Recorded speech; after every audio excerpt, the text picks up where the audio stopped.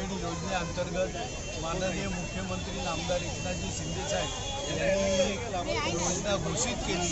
त्यानंतर महिलांनी फॉर्म भरले आणि राखी पौर्णिमेपूर्वी मी सगळ्यांना हे मानधन देईन अशी जी घोषणा केली होती त्याप्रमाणे राखी पौर्णिमेच्या पूर्वी 3 दिवस अगोदर महिलांच्या खात्यामध्ये जुलै आणि ऑगस्ट या 2 महिन्यांचे मानधन 3000 रुपये खात्यामध्ये जमा झालेले। त्यामुळे महिलांमध्ये आनंदाचं वातावरण आहे।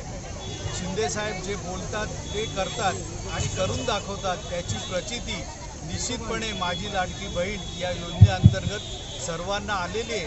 आणि त्यामुळेच डोंबिवली आणि कल्याण ग्रामीण या विभागामध्ये महिलांच्या वतीने राखी पौर्णिमेच्या पार्श्वभूमीवर हा जल्लोष आनंद व्यक्त केला जात आहे।